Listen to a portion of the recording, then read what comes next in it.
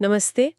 रामायण तो एक महासागर जैसा है और आज हम उसकी एक ऐसी धारा में उतर रहे हैं जो शायद उतनी चर्चित नहीं है पर बहुत इम्पोर्टेंट है। त्रिजाता का सपना। अक्सर हमारा ध्यान बड़ी घटनाओं, युद्धों या मेन कैरेक्टर्स पर रहता है ना, लेकिन कभी-कभी कहानी की गहराई वो साइड कैरेक्टर्स की छोटी लगने वाली बातों में छिपी होती है। तो आज हम अशोक वाटिका में कैद सीता जी की एक राक्षसी पहरेदार त्रिजाता के उस हैरान कर देने वाले सपने पर बात करेंगे। और इसके लिए हमारे पास एक खास सोर्स है, त्रिजाता का स्वप्ना, नियति का संदेश नाम के कुछ अंश। हमारा मकसद सिर्फ कहानी दोहराना नहीं है, नहीं। बल्कि इस सोर्स के जरिए ये समझना है कि इस सपने का असली मतलब क्या था, इसके सिंबल्स क्या थे, और ये भी कि सोर्स इसे सिर्फ एक घटना क्यों नहीं मानता, क्यों इसे नियति का संदेश कहता है। हाँ, ये समझने की कोशिश करेंगे कि आखिर ये इतना यादगार क्यों है। तो चलिए थोड़ा इमेजिन करते हैं वो सीन, अशोक वाटिका। लंका का सबसे खूबसूरत गार्डन पर सीता जी के लिए वो एक सोने का पिंजरा था। वहां रावण ने उन्हें रखा हुआ है और बड़ी क्रूर राक्षसियां उनकी निगरानी कर रही हैं, उन्हें डराने धमकाने का काम मिला है। माहौल बहुत ही निराशा वाला है, डर का माहौल है। लेकिन इन्हीं राक्षसियों के बीच एक है त्रिजटा। सोर्स बताता है कि वो थोड़ी उम्र में बड़ी थी, एक्सपीरियंस्ड थी, तो शायद इसीलिए उसमें बाकी राक्षसियों जैसी वो वहशत नहीं थी। एक तरह की समझ थी और थोड़ी हमदर्दी भी थी, खासकर सीता जी के लिए। हाँ, थोड़ी अलग थी वो। अब आते हैं कहानी पर। तो सोर्स कहता है कि एक रात जब बाकी सब सीता जी को डरा रही थीं, त्रिजटा को नींद आ गई और उस नींद में उसने एक बहुत ही पावरफुल, बिल्कुल असली जैसा सपना देखा। सपने का पहला हिस्सा तो उसे हिला गया। उसने देखा कि रावण, वो 10 सर वाला रावण, अपने शानदार सिंहासन से धड़ाम से नीचे गिरता है। उसका शरीर काला पड़ गया है, गंदे तेल में लिबधा हुआ है, बाल बिखरे हुए हैं, और वो एक गधे वाले रथ पर बैठा है, लाल कपड़े पहने, और वो रथ दक्षिण दिशा की तरफ जा रहा है, मतलब मौत की दिशा। और कुछ बंदर उसे घसीट रहे हैं। सोर्स कहता है ये सिर्फ बेइज्जती नहीं थी, ये आने वाले विनाश का, उसके पूरे डाउनफॉल का एकदम साफ इशारा था। बिल्कुल बिल्कुल साफ संकेत। फिर सपने का दूसरा हिस्सा, वो एकदम उल्टा था, आशा से भरा हुआ, दिव्यता से भरा हुआ। त्रिजाता ने देखा कि भगवान राम सफेद कपड़ों में हाथी दांत के बने एक पलंग पर हैं। लक्ष्मण जी भी साथ हैं। और फिर उसने देखा माता सीता को, सफेद वस्त्र, सफेद फूलों से सजी हुई, सूरज की तरह चमकती हुई। वो राम जी से मिल रही हैं, जैसे अंधेरे के बाद रोशनी आ गई हो। फिर दोनों एक दिव्य रथ पर, जो आसमान में उड़ रहा है, उस पर बैठकर उत्तर दिशा की तरफ जा रहे हैं। सोर्स इसे सिर्फ रियूनियन नहीं कहता, वो कहता है ये धर्म की अंतिम शानदार जीत का सिंबल था। वाह, एक ही सपने में इतना कुछ! रावण का गिरना और राम सीता का मिलन। हाँ, और यहाँ से बात और इंटरेस्टिंग हो जाती है। जब त्रिजटा जागी तो वो परेशान तो थी, पर डरी हुई नहीं। उसने तुरंत बाकी राक्षसियों को जगाया और अपना पूरा सपना डिटेल में सुनाया। और सिर्फ सुनाया नहीं, सोर्स कहता है उसने उन्हें सख्ती से चेतावनी दी। कहा, सीता को दुख देना बंद करो, इनकी सेवा करो, माफी मांगो इनसे। मैंने खुद देखा है, उसने कहा, इनके पति की जीत होगी और रावण मारा जाएगा। नियति के खिलाफ जाओगी तो तुम सब भी मारी जाओगी। ये सिर्फ सलाह नहीं थी, ये तो एक तरह से भविष्य की घोषणा थी। और इससे बाकी राक्षसियां भी डर गईं। तो ये सपना सुनने में तो कमाल का है, लेकिन इसका असली मतलब क्या है? क्या ये बस एक बुरा सपना और एक अच्छी कल्पना थी, या फिर जैसा हमारा सोर्स कह रहा है, इसके पीछे कुछ ज्यादा गहरा था? ये नियति का संदेश वाली बात, इसका क्या मतलब है? देखिए, ये सवाल बिल्कुल सही जगह पर है। सोर्स जो है, त्रिजाता का सपना, नियति का संदेश, वो इससे सिर्फ एक इत्तेफाक या त्रिजाता के दिमाग की उपज मानने से साफ इनकार करता है। वो इसको कई लेवल्स पर देखता है। पहला लेवल तो सबसे साफ है, भविष्यवाणी, प्रिडिक्शन। प्रिडिक्शन मतलब फ्यूचर बताने वाला सपना। हाँ बिल्कुल। प्राचीन भारत में और खासकर रामायण के कॉन्टेक्स्ट में सपनों को अक्सर भविष्य का आईना माना जाता था, या देवताओं का कोई संदेश। अच्छा। सोर्स कहता है कि त्रिजाता का सपना कोई आम सपना नहीं था। वो एक दिव्य दर्शन था जो साफ साफ बता रहा था कि अधर्म यानी रावण हारेगा और धर्म यानी राम जीतेंगे। ये होने वाली घटनाओं का एक प्रीव्यू था जो बदला नहीं जा सकता था, अटल था।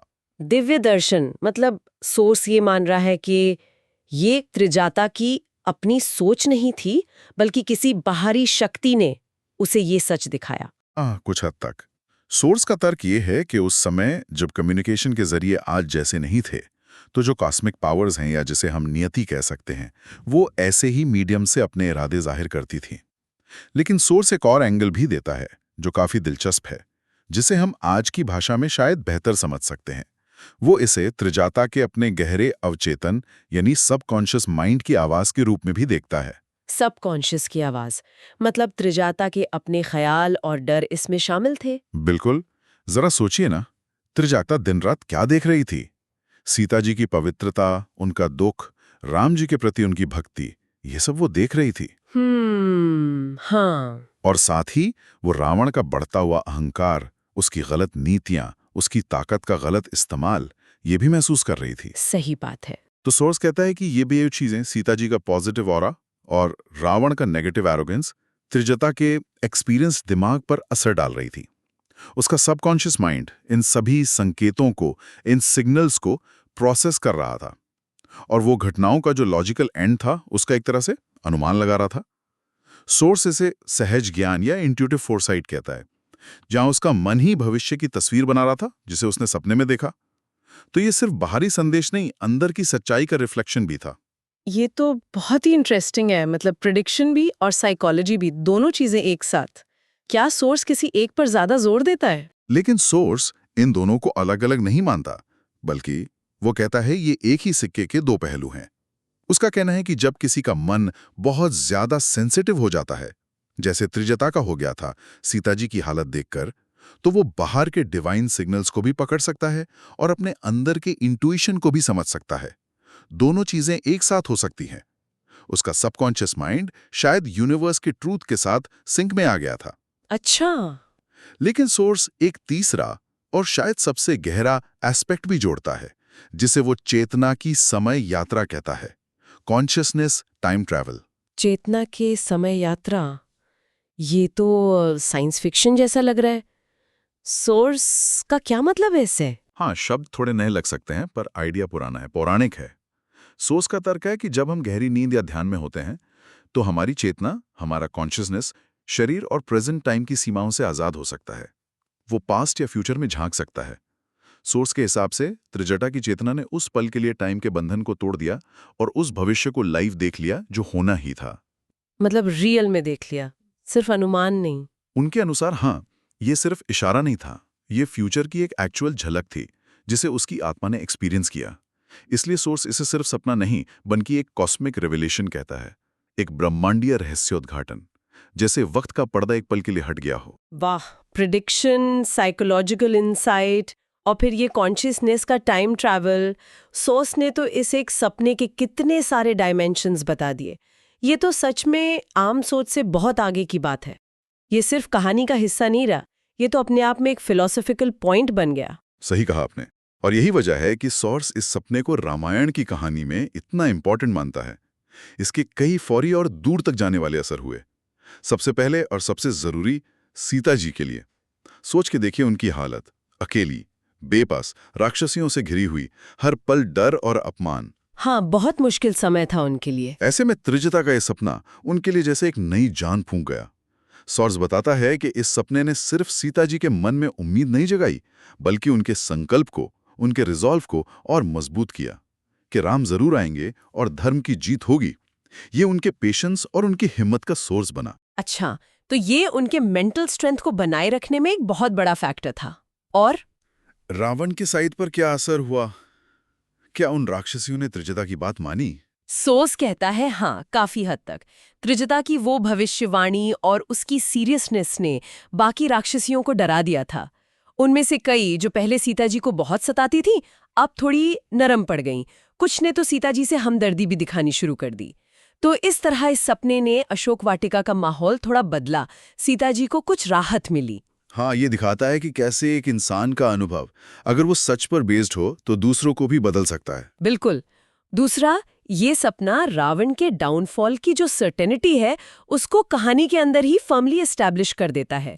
ये राम की सेना के आने या विभीषण के साइड बदलने से भी पहले की बात है। अच्छा, हाँ, ये तो पहले ही हो गया था। और सोर्स कहता है कि ये सपना एक तरह का नैरेटिव फोरशैडोइंग है, जो पढ़ने वाले या सुनने वाले को अश्योर करता है कि रावण का अंत तो तय है, भले ही वो अभी कितना भी पावरफुल क्यों ना लग रहा हो।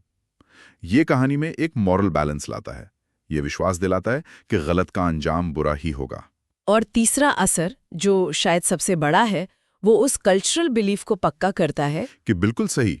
सोर्स इस बात पर बहुत जोर देता है कि त्रिजटा का सपना उस गहरी हिंदुस्तानी सांस्कृतिक और दार्शनिक सोच को ताकत देता है कि सपने सिर्फ बेकार की दिमागी तस्वीरें नहीं हैं, वो गहरे सच हो सकते हैं, फ्यूचर के सिग्नल्स हो सकते हैं या आत्मा के अनुभव हो सकते हैं। सोर्सेस को स्वप्न विज्ञान या एंशिएंट इंडियन ड्रीम इंटरप्रिटेशन की जो ट्रेडिशन है उससे जोड़ता है, जहां सपनों के अलग अलग सिंबल्स का गहरा मतलब निकाला जाता था। जैसे रावण का तेल में होना, गधे का रथ। हाँ, वो सब। रावण का तेल से सना शरीर, गधे का रथ, दक्षिण दिशा, ये सब विनाश के प्रतीक हैं। और दूसरी तरफ राम सीता के सफेद कपड़े, दिव्य रथ, उत्तर दिशा, ये सब उत्थान, शुभ्रता और दिव्यता के सिंबल हैं। त्रिजटा का सपना इस ट्रेडिशन का एक परफेक्ट एग्जाम्पल बन जाता है। तो मतलब सोर्स इस एक घटना को साइकोलॉजी, स्पिरिचुअलिटी, प्रिडिक्शन और स्टोरी स्ट्रक्चर का एक कॉम्प्लेक्स मिक्सचर बता रहा है। ये सिर्फ कहानी को आगे नहीं बढ़ा रहा, बल्कि हमें सोचने पर मजबूर कर रहा है कि रियलिटी, टाइम और कॉन्शियसनेस के बीच आखिर रिश्ता क्या है। एकदम सही। सोर्स का एनालिसिस यही दिखाता है कि पौराणिक कथाओं की यही खूबी है। वो ऊपर से सिंपल दिखती हैं, पर अपने अंदर कितने गहरे फिलोसॉफिकल और साइकोलॉजिकल सच छुपाए रखती हैं। त्रिजटा का सपना, जो मैं कहानी में शायद कुछ ही पल का इवेंट है, सोर्स के एनालिसिस के बाद एक मल्टी लेयर्ड घटना बन जाता है। एक पुल की तरह जो प्रेजेंट को फ्यूचर से जोड़ता है, इंडिविजुअल सबकॉन्शियस को कॉस्मिक कॉन्शियसनेस से जोड़ता है और ह्यूमन एक्सपीरियंस को डिवाइन प्लान से जोड़ता है। तो अगर हम सारी बातों को समेटें तो त्रिजटा का सपना, नियति का संदेश, हमें ये बताता है कि ये घटना सिर्फ एक सपना नहीं थी। सोर्स के मुताबिक ये एक सही भविष्यवाणी थी जिसने धर्म की जीत और अधर्म के खत्मे का ऐलान किया। ये त्रिजटा के सबकॉन्शियस माइंड की भी आवाज थी, जिसने आसपास के मॉरल सिग्नल्स को पढ़कर फ्यूचर का अंदाजा लगाया। और शायद ये कॉन्शियसनेस की एक ऐसी उड़ान थी जिसने टाइम के पार जाकर डेस्टिनी को लाइव देख लिया। इसने सीता जी को हिम्मत दी, राक्षसियों को चेतावनी दी और रावण के अंत को एक तरह से सील कर दिया। हाँ, बिल्कुल। और सोर्स इस बात पर भी रोशनी डालता है कि कैसे रामायण जैसे महाकाव्य में एक छोटा या सपोर्टिंग कैरेक्टर, जो टेक्निकली रावण के कैंप से है, एक राक्षसी है, वो इतने बड़े सच का जरिया बन सकती है। हाँ, ये भी एक पॉइंट है। ये कहानी की कॉम्प्लेक्सिटी और उसकी गहराई को दिखाता है। सोर्स का कहना है कि त्रिजटा का कैरेक्टर खुद एक राक्षसी होते हुए भी एम्पैथी और समझ रखना, ये धर्म और अधर्म के बीच के फर्क और चॉइस की पॉसिबिलिटी को हाईलाइट करता है। उसका सपना सिर्फ फ्यूचर नहीं दिखाता, बल्कि सही साइड चुनने का मैसेज भी देता है। ये दिखाता है कि सच किसी के भी जरिए सामने आ सकता है, अगर सामने वाला उससे लेने के लिए तैयार हो। ये तो वाकई एक बहुत गहरा पर्सपेक्टिव है। ये हमें इस कहानी को और उसके कैरेक्टर्स को एक नए नजरिए से देखने में मदद करता है। और आखिर में ये हमें एक बड़े सवाल पर लाकर छोड़ देता है। अगर त्रिजटा का सपना, जैसा कि सोर्स कह रहा है, नियति का एक साफ संदेश था, तो क्या इसका मतलब ये है कि सब कुछ पहले से तय है, फिक्स्ड है? क्या हमारे काम, हमारे चॉइसेस, हमारी कोशिशें सब उस प्री रिटन स्क्रिप्ट का हिस्सा है?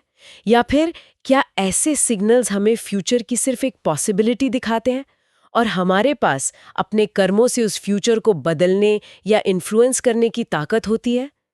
सोर्स की ये व्याख्या हमें इस पुराने सवाल पर सोचने के लिए उकसाती है। हम डेस्टिनी के हाथ की कठपुतली हैं या अपने भाग्य के निर्माता? इस पर सोचना जरूर दिलचस्प होगा। अगर आपको ये वीडियो पसंद आई है तो इसे ज़रूर लाइक करें, कमेंट सेक्शन में अपना ओपिनियन बताएं और चैनल को ज़रूर सब्सक्राइब करें। मिलते हैं अगली वीडियो में, तब तक के लिए नमस्कार।